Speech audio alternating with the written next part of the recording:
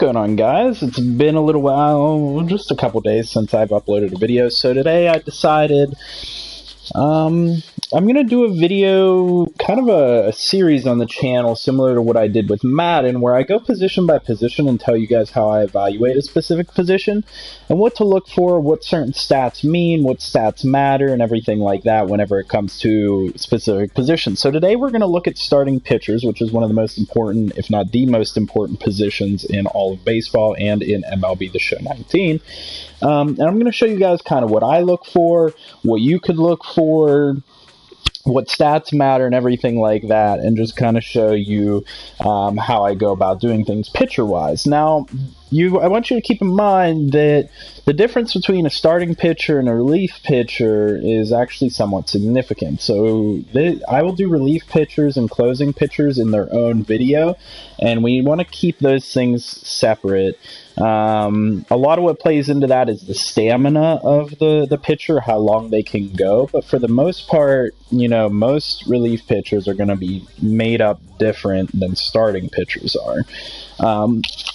So first things first here, looking at starting pitchers, you have to consider the rotation. So your rotation for Major League pitching is going to be 5 pitchers. That's the standard base rotation that you're going to have as a team. So you're going to pick 5 of your top players, 5 of your best players, or the 5 that you can use the best. So what you want to consider there is that there's differences between the number 1 pitcher, the number 2, the number 3, the number 4, and the number 5 pitcher, and what you are requiring of those specific players. Generally speaking, you want your top pitcher to be the best pitcher, and you expect more out of that guy, Trevor Williams in my example, or Tyone or Archer, whichever one I have as my top pitcher, than I would my 5th pitcher, Chad Kuhl. You're expecting different things from those guys, at least performance-wise. So you can look for different things in terms of their attributes. Now, what I'm talking about here is there are basic attributes for each player that matter. And those 3 things for pitchers are your break, your control, and your velocity. And those are very simple. If I go ahead and click on a player card for any of these players, you'll see that their break, their velocity, and their control are probably their highest stats. So if I go ahead and look at Trevor Williams, for example, if you look at they're right there in the middle, his break, his velocity, and his control, those are the 3 main stats for the pitcher. And what you can do by looking at the differences here is tell what type of a pitcher they are. So in terms of Trevor Williams, he has pretty good velocity at 71, which means that he can throw in the mid-90s and throw pretty good fastballs and everything like that. And he throws his other pitches pretty quickly. But he has really good break on the ball. And what break means is how far the ball travels in opposite directions in what's the word for it? Is it perpendicular directions compared to the way you're throwing it? So say you have 0 break. That means that when you throw a pitch, it's just going to go straight at where you aim it. Now, if you have break, and say you're throwing a slider, for example, the difference between 50 break and 100 break is that when you throw the slider, the guy that has 100 break, that pitch is going to move further from side to side. If you're throwing with the 50 break, it's not going to move a whole lot from one direction to another. It's going to be more of like a fastball. So the more break you have, the more your breaking pitches and your off-speed pitches move. And so for Trevor Williams, you can even have your fastball. I want to interject there and say you can even have your fastball have break on it. But for Trevor Williams, the break is going to take a lot of effect into up there in the top right, you can see his different pitches that he have. It's going to take a lot of effect into his sinker, his changeup, and his slider. That's where it's mainly going to show a difference. Is he has 84 breaks, so that means that slider is going to be really effective moving from right to left. And that changeup is really going to break once it comes over the plate. It's going to drop a lot more than somebody that has less break is. His sinker is going to drop a lot more. But the difference between that is there's other pitchers that are built primarily on velocity and not break. So if I can find a good example of that, Let me see if I can show you a good example. So Mitch Keller here down in the AAA, for example, he's built primarily on velocity and not break. So his stats are lower overall because he's a AAA player, but you can see his best of those three pitching stats, control, velocity, and break, is velocity. So what he's trying to do, more so than Trevor Williams, is he's trying to set you up to blow the ball right by you and get you to swing and miss at it that way. What Trevor Williams is trying to do is he's trying to get you to swing and miss at pitches that are moving.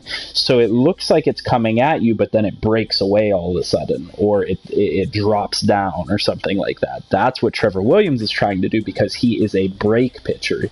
He's more focused on the movement of the ball, and a guy like Mitch Keller is more focused on the speed of the ball.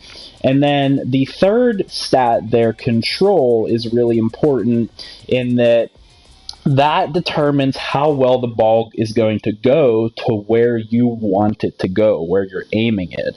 And so Joe Musgrove is really good at this because his best stat is control. Now, he has pretty good stats in terms of break and velocity, which makes him a good pitcher, and I'm really good with him. As you can see, out of my starting five, Joe Musgrove has the best ERA at 1.32. And the reason for that is that he has capable other statistics. He can get break on the ball when he needs to at 78 break.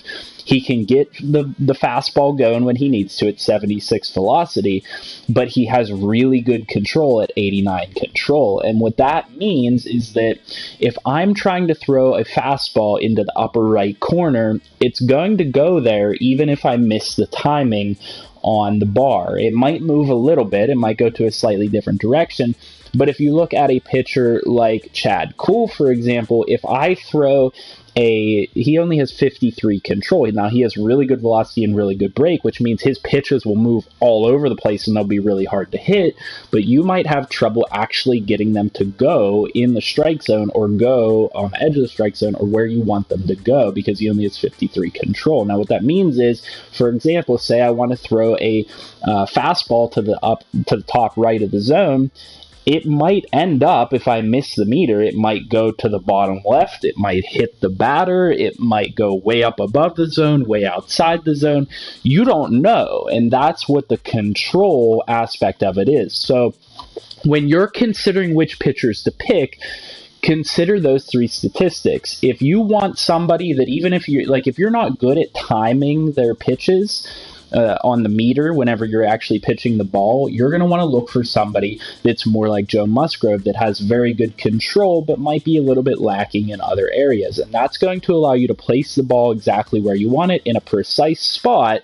And that means that all you have to do is decide which pitches to throw. And that's going to be important because if you're good with strategy in terms of pitching, that's going to be your type of guy because you know how to set people up for strikes and when to throw which pitches. So go for a Joe Musgrove type of guy. But if you're somebody that gets really good timing, then you don't need the control. You could go for a guy that's just like Chad Kuhl that can both blow the ball right by the opposing player and use his breaking pitches to extreme effectiveness. So that's kind of how you determine what you're going to do in terms of your pitcher. If you want somebody that doesn't have a lot of break on his pitches, then the control doesn't necessarily matter quite as much because if you have a lot of break to your pitches, they're going to be harder to control. That's just the nature of how pitching works. So if you have a slider that moves a whole hell of a lot, it's going to be really hard to control that as opposed to just throwing a fastball. A fastball is a lot easier to control because you're just throwing it straight. Well, that's a simplified way of saying it, but you're just throwing it trying to pinpoint one location. So keep that in mind whenever you're selecting pitchers. The break, the control, and the velocity, the makeup of those three things is going to determine how you have to pitch with that person. So, Chad Kuhl, for example, I have to be a lot more careful with what I do with him because he doesn't have the control. His pitches go wild sometimes. They just kind of have a mind of their own. They go where they want to. Now, in terms of Joe Musgrove, I can set up people for strikeouts and pinpoint balls on the edges of the strike zone because he has really good control. And then when you look with a guy like Chris Archer, he also has good in all those areas. Jameson Taillon is built primarily on velocity, so I'm trying to blow the ball right by them and set them up to strike out on fastballs and stuff like that, or I'm trying to send them a few fastballs and then throw them an off-speed pitch to try and get them to swing on that early. And then if you look at a guy that's like Trevor Williams, he doesn't have very good control, but he has decent velocity, but he has a really good break. You're primarily trying to get people to get out on his breaking pitches. So you want to get ahead in the count and then throw that massive breaking ball that's going to get somebody to get faked out and swing at the end. So that's how you look at the makeup of the pitchers. Now, you want to consider your starting five in a specific way. So most MLB teams are trying to either obtain or they're trying to develop an ace. You want to have one pitcher in your rotation that when you go out, he's going to give you a very strong outing every time he goes out. And that, for me, is Trevor Williams. He's at 87 overall, so right now, currently, he's up there at the ace spot. He's progressed pretty well. So he's up to an 87, and I know every time I go out, he's not going to earn a lot of runs. He might even give me a shot at a shutout or a perfect game. So Trevor Williams, I expect a lot of. I expect that when he goes out there, he's not going to give up a whole lot of runs. Now, in terms of your second pitcher, you want that to be a very strong person as well. And that, for me, is Jameson Taillon. Now, he's struggling a little bit, so I might be moving this rotation around just a little bit to get him better matchups. But then you get to the bottom half of your rotation and you start to go down in overall. And that's okay. That's kind of what you want. Your fifth starter is more so supposed to be a type of guy that's just going to give you a chance to win. Obviously, you don't want a guy there that's just going to give up a ton of runs and just be worthless. You want somebody that is somewhat productive, but maybe allows a few runs per game, maybe even occasionally gets rocked for home runs and allows, a bunch of runs in a game. But as long as this person, 2 out of 3 times gives you a decent outing and, once in a while gives you a bad outing, that's kind of what your fifth pitcher is supposed to be. This guy is supposed to be like, every once in a while gives you a good chance to win. Most of the time gives you a decent chance to be in the game, and sometimes he's not going to be very good. And then in between, you kind of progress up the ladder to a point where your number one ace is a guy that you want to be an extremely good pitcher and extremely consistent. So that's how you build your rotation, is you want to have one ace that is going to give you a chance to win. And then the theory, for me at least, the way I think about it, is that overall through the rotation, you want to give yourself a winning record. So if Trevor Williams is almost always giving me a win when he goes out there, then between these 4 guys, these guys can average a little bit less and take some losses. So if this guy is going to lose, more games than not, then between my next 3 above that, these guys need to at least be better than even. Like Jameson Taillon needs to be 2-1, for example. And Chris Archer, I have to get up to that same point as well. And then Joe Musgrove, I'm okay with maybe being 1-1 like Archer is. And maybe I would swap these 2. So based on giving yourself wins is kind of how the rotation is structured. Not all teams have a super pitching staff. Generally speaking, everybody would love to have that, but like 3 good pitchers and one of them being an ace, which is kind of what the Pirates have here in this roster, is kind of what you want. 3 guys above an 80, one of them's a really good pitcher or could develop into a really good pitcher like Taillon, and then the bottom 2 are, a guy that's pretty good and could develop, and then a guy that's, going to give you some strong outings every now and then, but maybe not so much all the time. Now, That's how you determine how you set up your rotation, who you get, and what the makeup of those pitchers are. But I want to show you guys the importance of those other stats that you see up there at the top of the screen on that wheel. You'll see at the top there's H-9, K-9, BB-9, HR-9, and stamina. So these things are all pretty important for your players. So the things that you want to consider with these is the stamina is going to determine how long this guy's going to be able to be in the game for. The better the stamina, the longer he'll be able to go. And so the top end of your rotation, generally, you're going to want to have a better stamina. And your older players, not necessarily older, but more veteran players like Chris Archer, for example, should have better stamina than your rookies, guys like Joe Musgrove, Chad Cole, guys that need time to develop that arm stamina. So, generally speaking, stamina-wise, you want all your starters to be above a 70 at the very least. 70 stamina is going to get you close to and around 6 innings worth of work, unless you're throwing a really good game. If you're throwing a bad game, it could be less. But generally, I like to have them at least 80, so I try and get everybody up to above 80 stamina. And what that is that allows these pitchers to all go 7 innings at the least.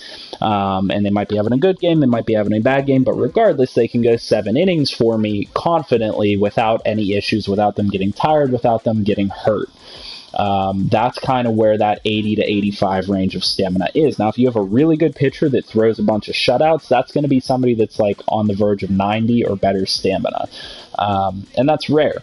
You're not going to find a whole lot of that, but you can develop guys that way. So that's kind of how you consider stamina. You want to have at least 70 stamina for these pitchers. If I go down to my AAA roster, even these guys have 70 stamina, but if you go all the way down, there's players down here that have to develop their arm better.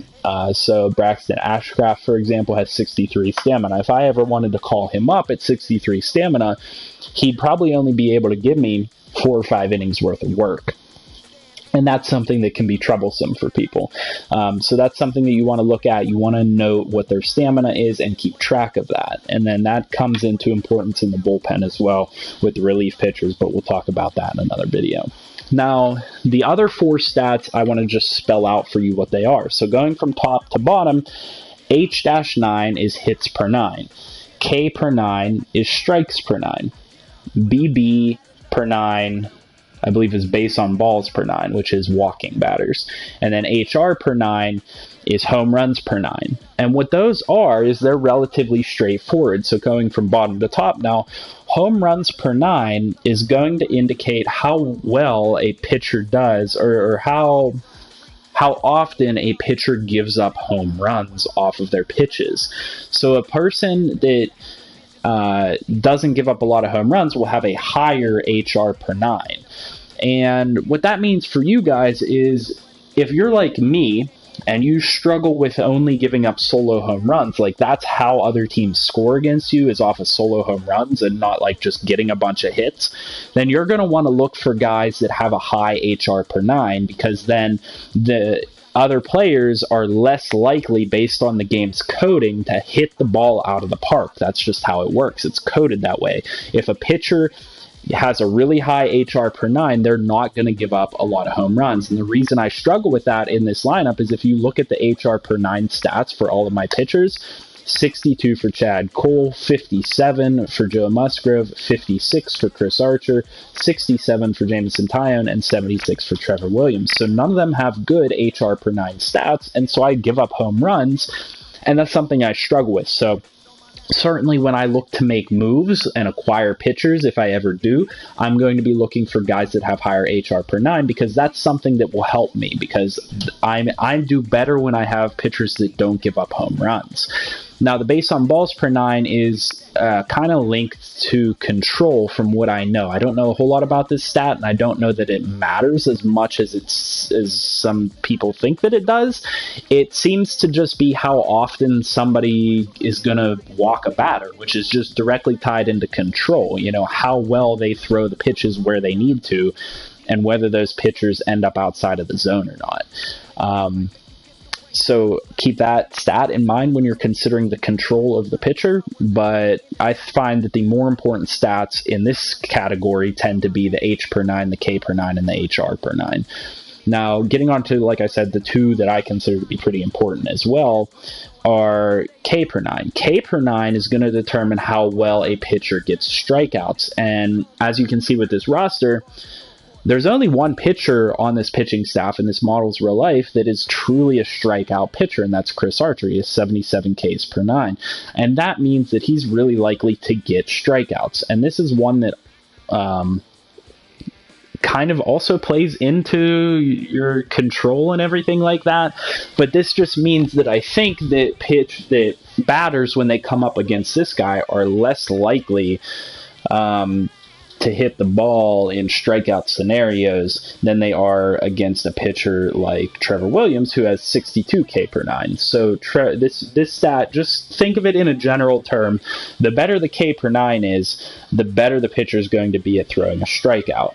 And then we can go back to BB per nine and say the better that stat is, the less likely they are to walk people. So you don't even have to consider it from a coding standpoint on how it actually plays into the game, but just know that it does affect it. And MLB does a really good job of programming these things to work the way they should. So Chris Archer gets more strikeouts than these other guys do because he has such a better K per nine number. That's how it works. So that's what you're looking for. And then in terms of the H per nine, this is probably the most important one, if not the HR per nine, which is maybe the more important one for me because I give up a lot of home runs. But the H per nine determines how many hits per nine inning this person gives up. So the higher stat here means that people aren't going to get contact on the ball against him, and that's coded into the game, and you'll notice it. A guy that has a higher hits per nine is not going to give up as many hits. This stat-wise, they're not going to give up as many hits as somebody with a lower one that would. And if you are a person that struggles giving up a ton of hits in a game and struggles working out of those situations, you're going to want to look for somebody with a higher hit per nine. That's in contrast to me, who gives up more home runs, so I want to look for a higher HR per nine. So if you look at this pitching staff, for an example, Trevor Williams has 77, which is pretty good, but then Jameson Taillon has 64, and Jameson Taillon gives up a lot more hits than Trevor Williams does, because Trevor Williams has a better hit per nine number, and he's just not bound to give up those hits the same way that young Jameson Taillon is. And then Chris Archer, for example, does give up hits sometimes, but he's more prone to give up a home run because his home run per nine number is actually lower than his hits per nine. So though he would normally give up a bunch of hits, he just gives up home runs instead because his HR per nine number is pretty bad. So mainly these things apply whenever you throw a mistake pitch, for example. So if I'm Chris Archer, if I'm playing as Chris Archer and I throw a mistake pitch that just ends up in the middle of the zone, he's really likely to have that batter hit that ball out of the park. But on a guy that has really good home runs per nine and really good hits per nine, if I leave a ball in the middle of the zone, that batter's not very likely to actually hit it out of the park. They'll probably foul it off. They might swing late or swing early.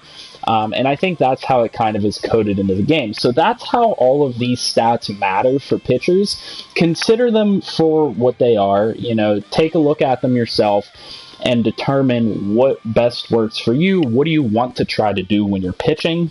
But keep in mind that you always want your starters to have above 70 stamina at the very least, and generally you want them to have above 80 stamina. But some of the lower end guys you can get away with not having 80 stamina, like if you look at Joe Musgrove, for example, he has the worst stamina on my team, but I still pitch really well with him. I have a 1.32 ERA, and that's actually the best on my rotation. So keep that in mind. And really just generally consider the makeup of the pitcher before you consider anything else. Don't go out and get a guy that has 99 break but 52 velocity if you can't pitch with a guy that doesn't have good velocity. You know what I mean? So consider that makeup. That stuff's pretty important. And then there's a couple other minor things to consider when you're considering how to evaluate pitchers. Number one is that fielding ability, that green bar up at the top in the circle. fielding ability can be important for a pitcher. There are quite a few balls that end up going right by the pitcher or right at the pitcher in the show 19. So the better at fielding they are, the better they're going to be able to grab that ball and send it over to first base or wherever they need to and get the out. And that helps themselves. So a good fielding stat for a pitcher, don't overlook that. That can be good. That can be beneficial because they help themselves in that way because they're able to get their own outs if someone hits their ball towards them. So that's pretty important. I mean, it's not a pitching stat per se, but it could help them significantly if they have a good fielding stat like Chad Cole does here. He helps himself out quite a bit because he can field the ball. But then if you look at a guy like Chris Archer, for example, he has to get outs by pitching the ball. He's not really going to field it well if it's hit to him. Doesn't come into play all that often, but over time you will start to see that there is a difference between a guy like Chad Cole that can field the ball and a guy like Chris Archer. And then the other stat that you want to look at, they have bunting up there, but generally speaking you can go in depth and actually look at their batting stats if you go into the player, and I think you can click on it. Like, let's say I went in and clicked edit and I went into his attributes. I could go into his batting and see like what his stats are. So Trevor Williams has horrible batting stats, and they're going to be 0. And I think for a lot of pitchers, they're going to be 0. But here's the thing to consider here is what I'm getting at. The pitchers are going to be used in certain scenarios. If you're playing as an AL team, you don't need to worry about the pitcher's bunting or hitting ability because they're never going to see the field as a batter. So you're never going to need to bunt someone forward, and you're never going to need to get a base hit with them. But if you're an NL team like I am as the Pirates, you do want to consider their bunting ability and even potentially their hitting ability. Because if this guy's going 7 innings in a game, he's going to be up to bat a couple times, which means he'll have chances to bunt runners forward or get a base hit, start a rally or something like that. So you do want to generally consider those a little bit because they do factor into your lineup against other teams. There are good pitchers out there that can hit.